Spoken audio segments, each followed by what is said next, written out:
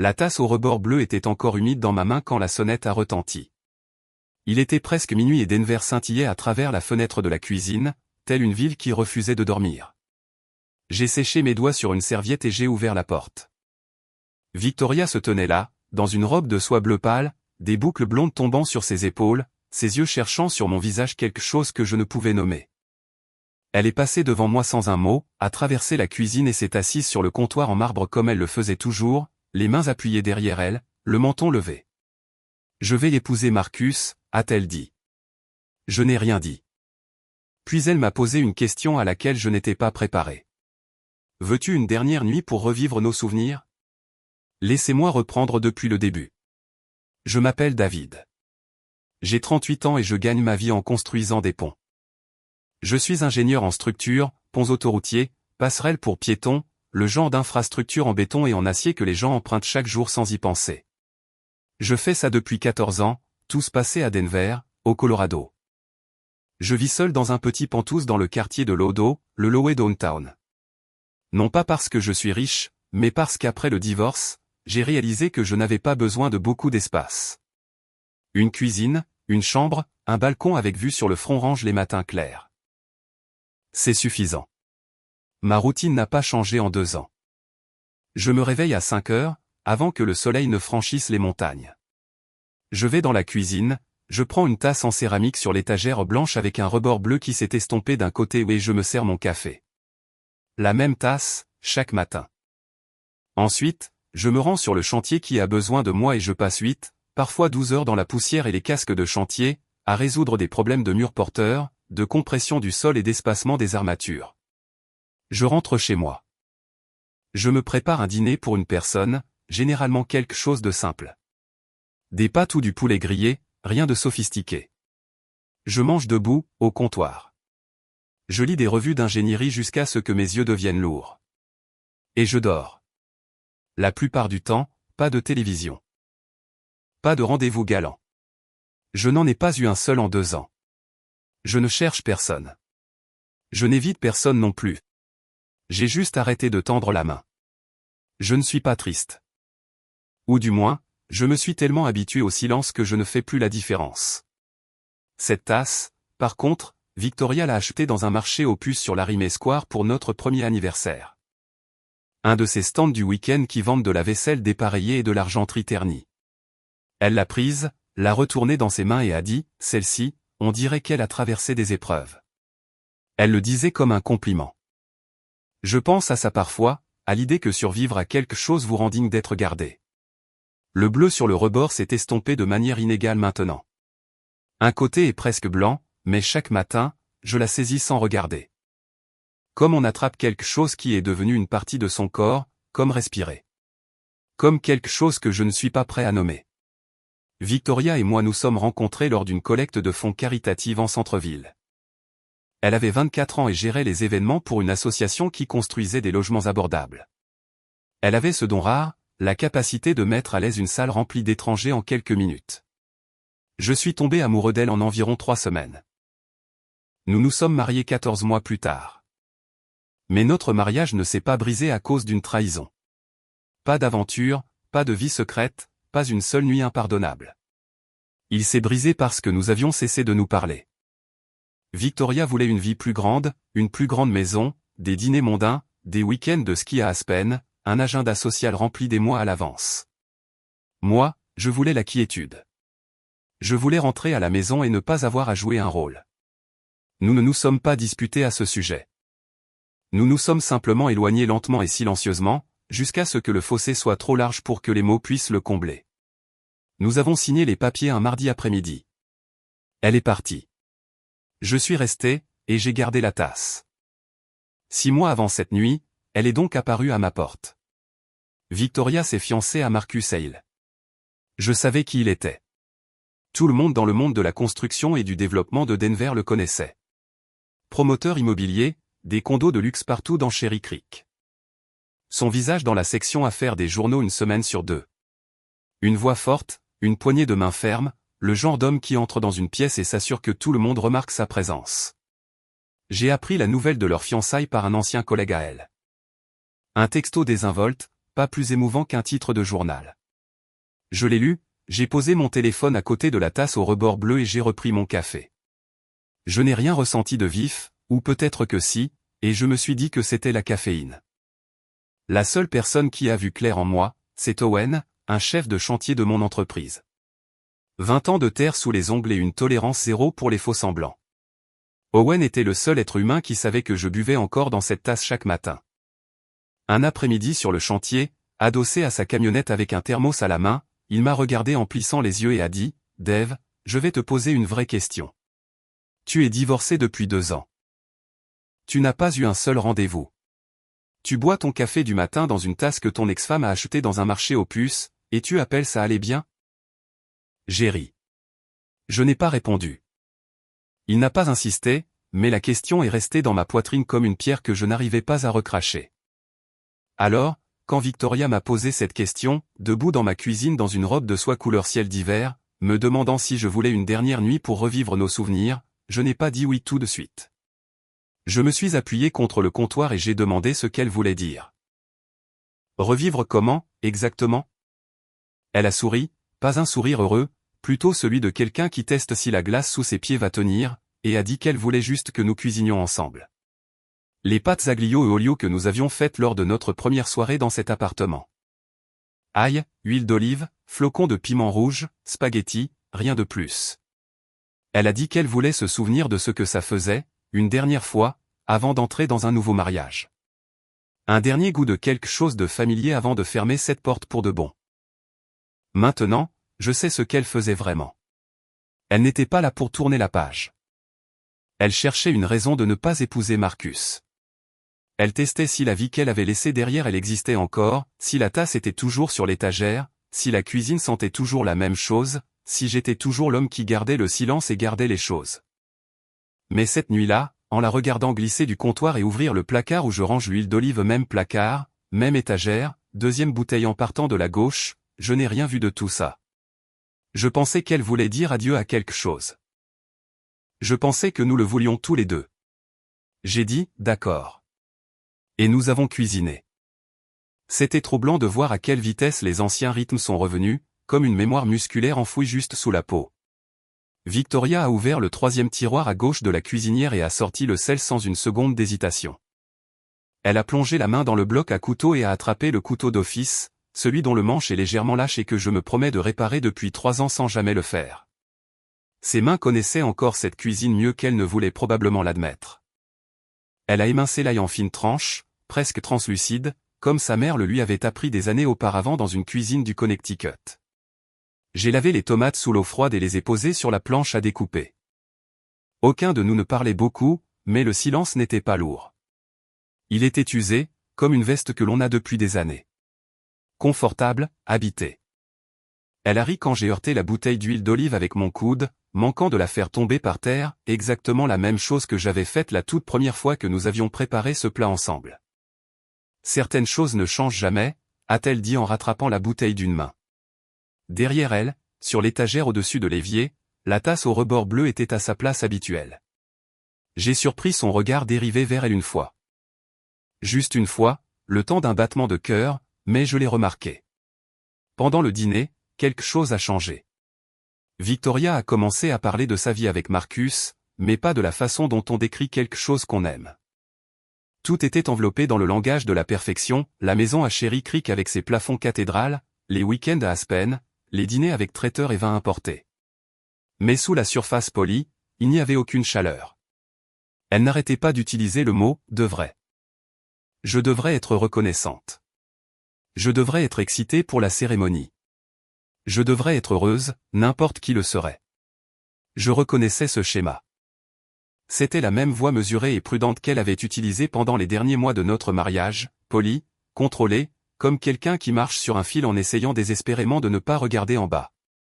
Elle ne mentait pas. Pas exactement. Elle jouait simplement une version du contentement qui n'allait pas tout à fait avec son visage. Au milieu du dîner, son téléphone a vibré contre le comptoir en marbre. Elle a jeté un œil à l'écran. Marcus.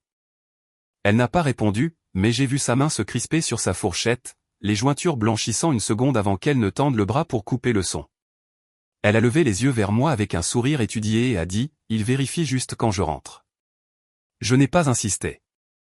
Je n'ai pas posé de questions, mais l'atmosphère dans la cuisine a changé après ça.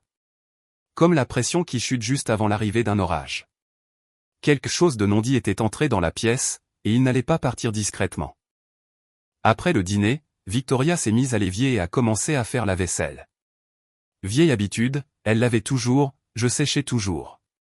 Alors, j'ai pris le torchon et je me suis tenu à côté d'elle, assez près pour que nos épaules ne soient qu'à un pouce l'une de l'autre. Je pouvais sentir la chaleur qui émanait de sa peau. Elle me passait les assiettes une par une, et nous travaillions à ce rythme familier jusqu'à ce qu'elle dise doucement, presque pour elle-même, « Tu utilises encore cette tasse. » J'ai jeté un coup d'œil à la tasse au rebord bleu posée sur l'égouttoir. « Elle fonctionne encore, » ai-je dit. Elle n'a pas répondu tout de suite, mais lorsqu'elle a reposé la tasse sur l'étagère après l'avoir rincée, ses doigts se sont attardés sur la céramique un instant de trop. Son pouce traçait la ligne bleue délavée, un geste lent, délibéré, comme si elle confirmait quelque chose, comme si elle posait à la tasse une question qu'elle ne pouvait se résoudre à me poser directement. Ensuite, nous sommes passés au salon, nous nous sommes assis sur le canapé, un coussin nous séparant, une bouteille de vin rouge ouverte sur la table basse entre nous. Nous avons parlé de choses sans importance, un vieux film que nous avions regardé 3 fois pendant notre premier hiver ensemble, le chat tigré orange des voisins qui se prélassait encore sur l'escalier de secours chaque soir. Le café du coin à l'enseigne de travers qui avait finalement fermé en janvier dernier. Nous n'avons pas mentionné Marcus. Nous n'avons pas mentionné le mariage, ni l'avenir, ni ce que l'un ou l'autre ressentait. Elle m'a dit qu'elle avait recommencé à prendre des leçons de piano, quelque chose qu'elle adorait à l'université mais qu'elle avait abandonné après s'être mise avec Marcus parce que ça ne cadrait pas avec leur calendrier social. Elle a prononcé le mot « calendrier », comme on dirait, laisse, doucement et avec une précision qui vous dit qu'elle a retourné ce mot dans son esprit de nombreuses fois avant de le prononcer à voix haute. À un moment donné, elle a fait une pause, a posé son verre de vin avec précaution sur la table, et m'a regardé avec une expression que je ne pouvais pas décoder, mi-espoir, mi-peur, les deux soigneusement contenus derrière ses yeux. « David, dit-elle doucement. Est-ce que tu penses parfois que si nous avions juste parlé davantage ?» Elle s'est arrêtée au milieu de sa phrase, a souri et a secoué la tête. « Laisse tomber. » Je l'ai laissé faire. Je n'aurais pas dû, mais je n'étais pas prêt à suivre cette phrase là où elle menait. En y repensant maintenant, je sais exactement ce qu'elle demandait. Elle demandait s'il y avait encore une porte ouverte, et j'étais trop aveugle pour voir la poignée.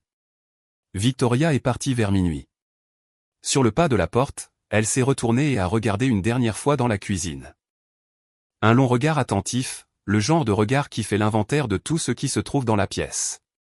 Puis elle a croisé mes yeux. « Merci », a-t-elle dit.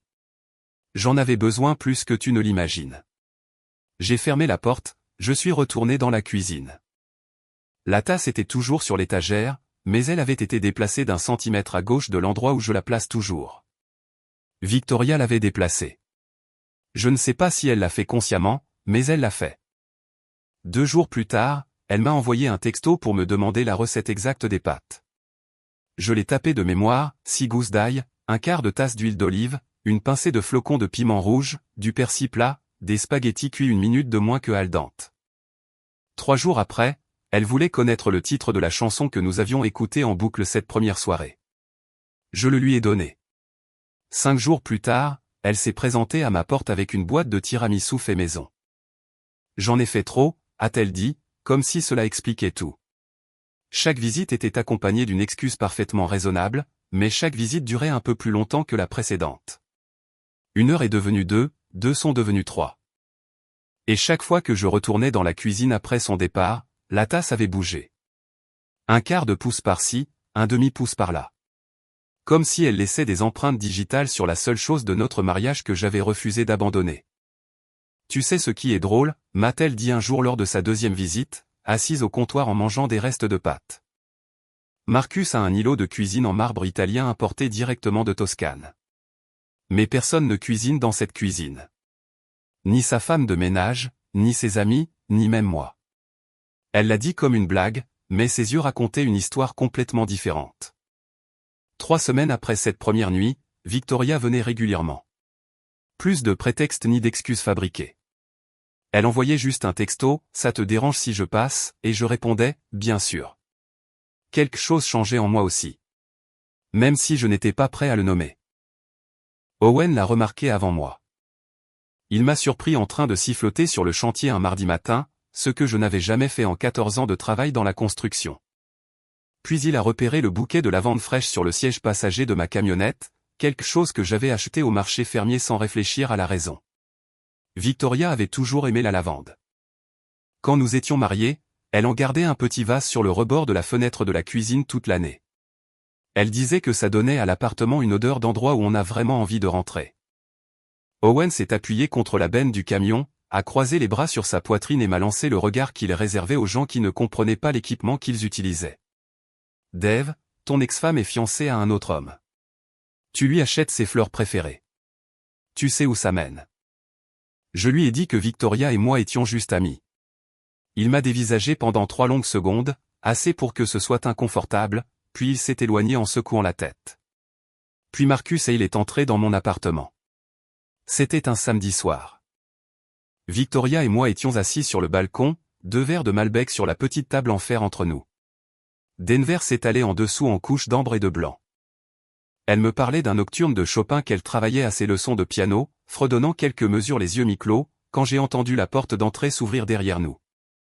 Pas de coup frappé, pas de sonnette, juste le tour silencieux d'une clé dans la serrure et le bruit de chaussures en cuir poli sur mon parquet.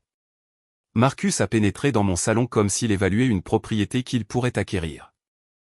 Et en un sens, il en avait le droit, sa société de promotion immobilière détenait des parts dans la moitié des appartements de cet immeuble.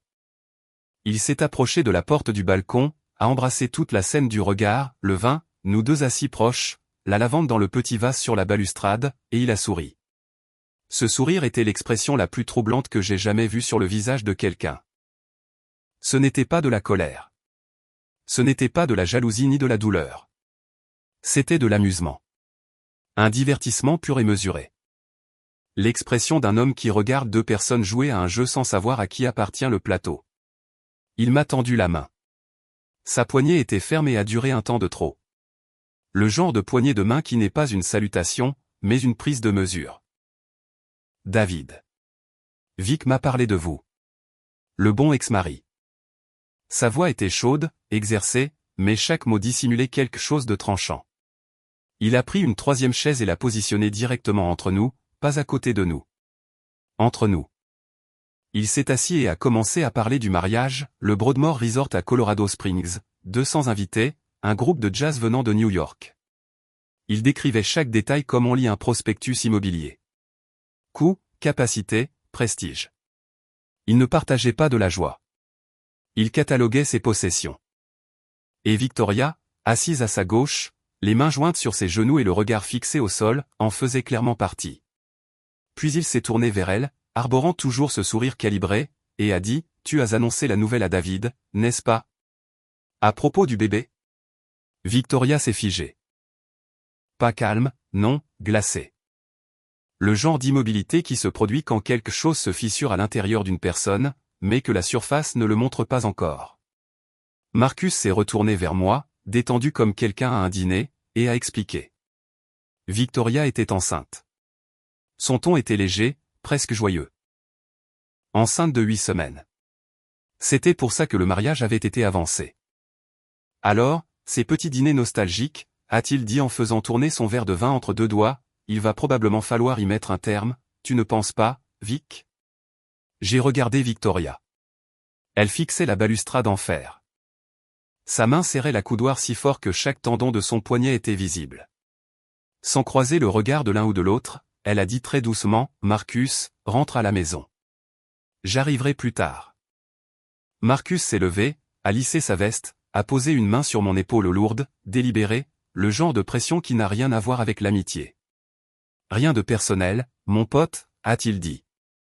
Je veille juste sur ma famille. » Puis il a traversé mon appartement et est sorti par la porte d'entrée. Elle s'est refermée derrière lui avec un clic doux et contrôlé, un silence qui pesait plus lourd que n'importe quel claquement de porte. Le silence qui s'est installé après son départ n'avait rien à voir avec celui que Victoria et moi avions partagé autour des pâtes et du vin. Ce silence avait des murs. Il avait une masse. Il nous oppressait de tous côtés. Victoria a pleuré. C'était la première fois que je la voyais pleurer depuis l'après-midi où nous avions signé les papiers du divorce. Elle a mis son visage dans ses mains et ses épaules ont été secouées de sanglots.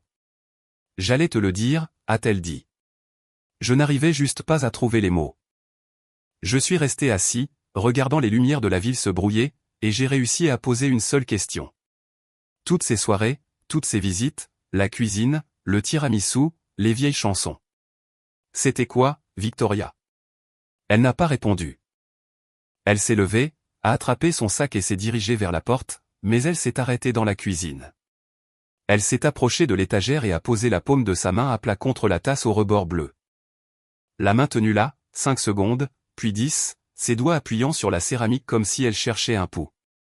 Sa voix s'est brisée quand elle a dit « Tu veux savoir pourquoi je suis vraiment venu ici la première nuit ?»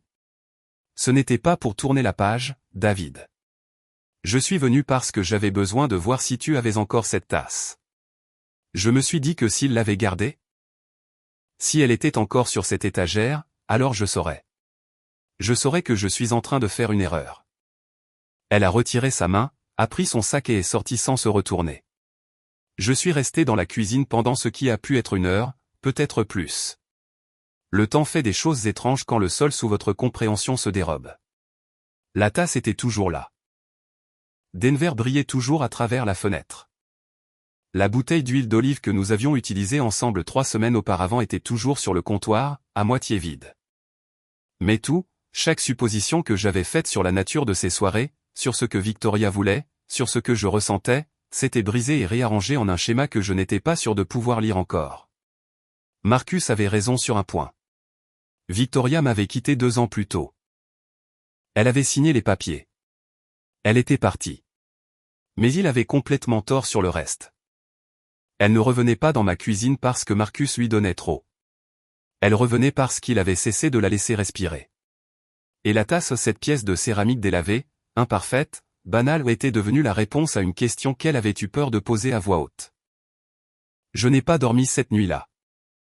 Je suis resté assis sur le canapé dans le noir, tournant et retournant mon téléphone, écrivant des textos que je supprimais avant de les envoyer. Le lendemain matin sur le chantier, Owen m'a montré un article de journal sur son téléphone pendant le déjeuner. Marcus et il faisaient l'objet d'une enquête officielle pour des contrats de construction frauduleux avec la ville, trucage d'offres, sociétés écrans, inspection de sécurité falsifiée sur 3 projets résidentiels. Owen m'a regardé par-dessus son sandwich et a dit « Ce type ne contrôle pas que les femmes, Dave. Il contrôle toute cette foutue ville. » Quelque chose a bougé dans ma poitrine. J'ai commencé à comprendre à quel point les murs autour de Victoria étaient profonds et à quel point elle était complètement piégée à l'intérieur. Une semaine de silence. Victoria n'a pas texté, n'a pas appelé, ne s'est pas présentée avec du tiramisu ou des questions sur des recettes. J'ai essayé de maintenir ma routine, café à 5 heures, chantier, dîner, sommeil. Mais chaque matin, en versant le café dans la tasse au rebord bleu, ma main s'arrêtait un peu plus longtemps sur l'anse. Je la tournais entre mes doigts, j'étudiais la ligne bleue délavée et je pensais à tout ce qu'elle avait dit. Owen n'a pas demandé ce qui n'allait pas. Il a juste laissé un bout de papier plié sur mon bureau un après-midi, un numéro de téléphone et un nom. La meilleure avocate en droit de la famille de Denver. Je l'ai mis dans la poche de ma veste. Je n'ai pas appelé le numéro, mais je ne l'ai pas jeté. Je n'ai pas texté Victoria. Je n'ai pas appelé. Au lieu de ça, j'ai conduit jusqu'au studio de piano. Elle avait mentionné une petite salle de répétition au 2e étage d'une école de musique sur Capitol Hill. Le couloir sentait le vernis à bois et les vieilles partitions. Sa porte était ouverte.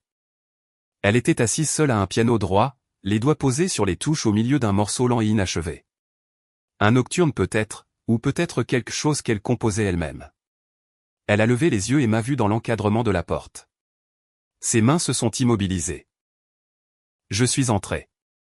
La pièce était petite, des murs insonorisés, un seul néon au plafond projetant une lumière blanche, froide et plate sur tout. Un métronome immobile était posé sur le piano, des partitions éparpillées sur la banquette. Rien dans cette pièce ne ressemblait à la lumière ambrée et chaleureuse de ma cuisine. On se serait cru dans un autre monde clinique, dépouillé, et pourtant c'était exactement le bon endroit pour ce qui devait être dit. Pas de vin, pas de bougies, pas de coucher de soleil sur Denver. Juste 2 personnes et la vérité.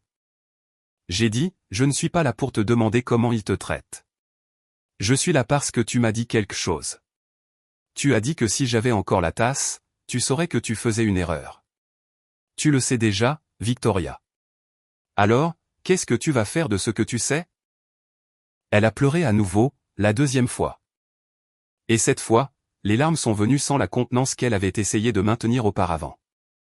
Elle m'a tout raconté, tout, en une seule confession longue et ininterrompue qui sonnait comme quelque chose qu'elle avait répété seule pendant des mois, mais qu'elle n'avait jamais eu personne d'assez sûr à qui le dire. Marcus contrôlait l'argent. Son nom ne figurait sur aucun de leurs comptes joints. Elle n'avait aucun accès indépendant aux finances de son propre foyer. Il l'avait lentement, méthodiquement, séparée de sa famille en organisant des conflits d'horaires pour chaque fête, chaque visite d'anniversaire, chaque appel à la maison, jusqu'à ce que ses parents cessent d'essayer de la joindre. Ses amis avaient disparu un par un, tranquillement remplacés par les épouses de ses associés, des femmes polies qui souriaient sur commande et ne disaient jamais rien d'important. Le mariage était entièrement la production de Marcus. Le lieu était son choix. La liste des invités était la sienne. La date était la sienne. Même la robe avait été choisie par une styliste qu'il avait engagée sans demander l'avis de Victoria. Elle a dit, « Je n'ai pas peur de lui, David. J'ai peur de ne pas être assez forte pour m'éloigner de tout ce qu'il a construit autour de moi. » Elle m'a dit qu'elle avait annulé 2 rendez-vous prénataux parce que Marcus prétendait être trop occupé pour l'accompagner, mais refusait de la laisser y aller seule.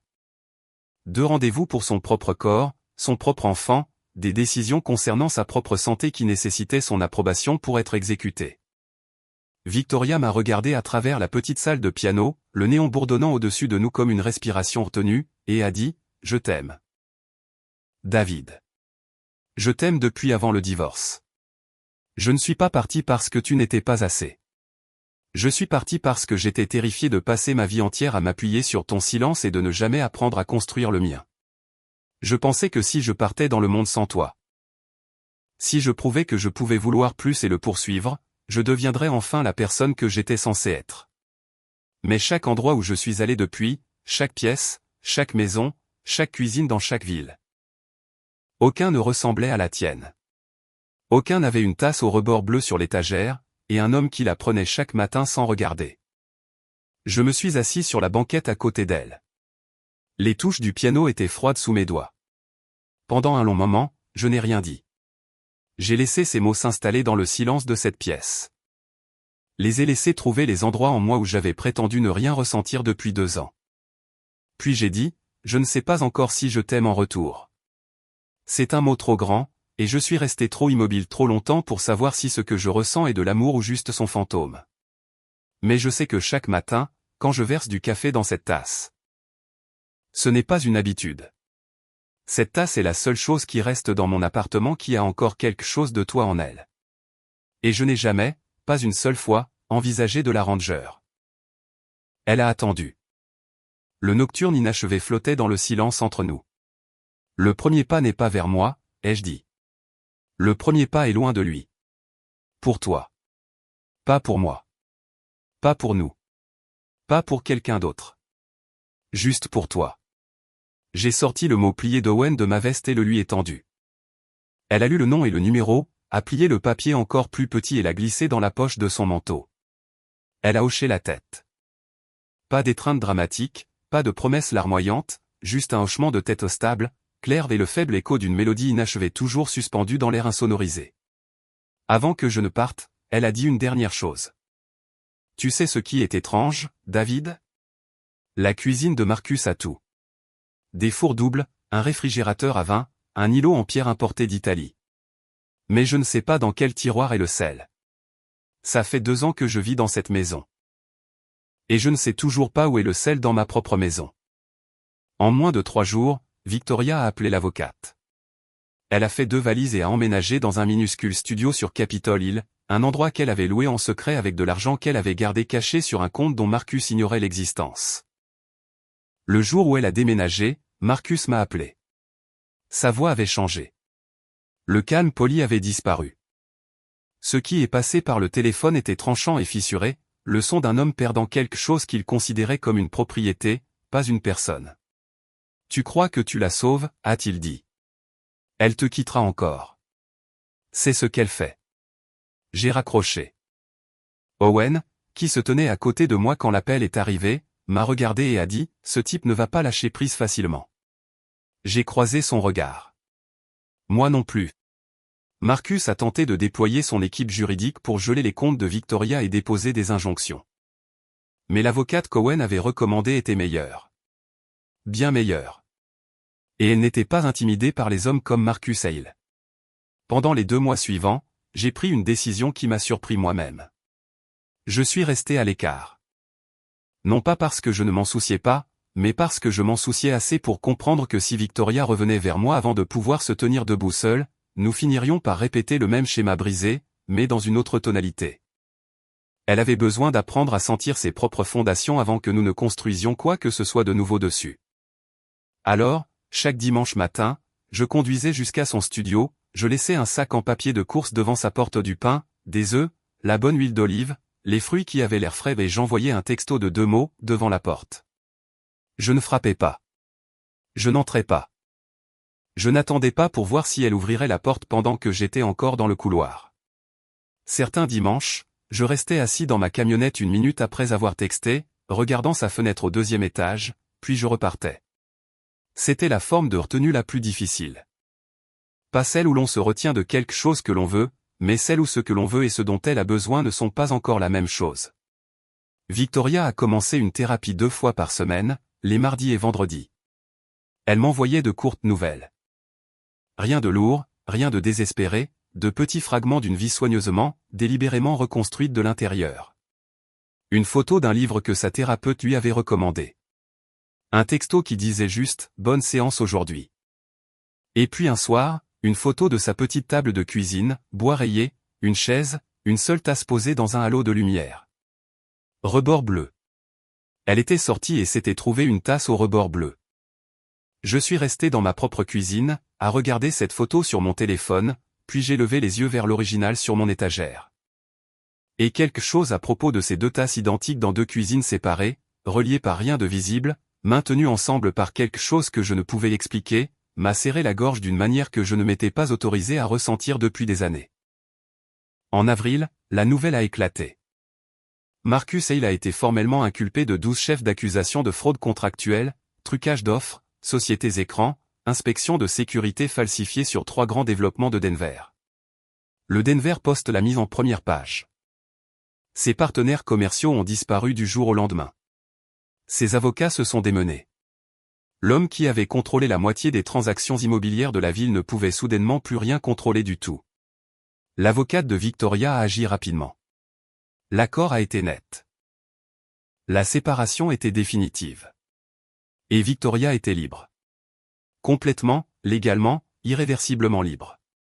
Le bébé était en bonne santé. Victoria allait seule à ses rendez-vous prénataux maintenant.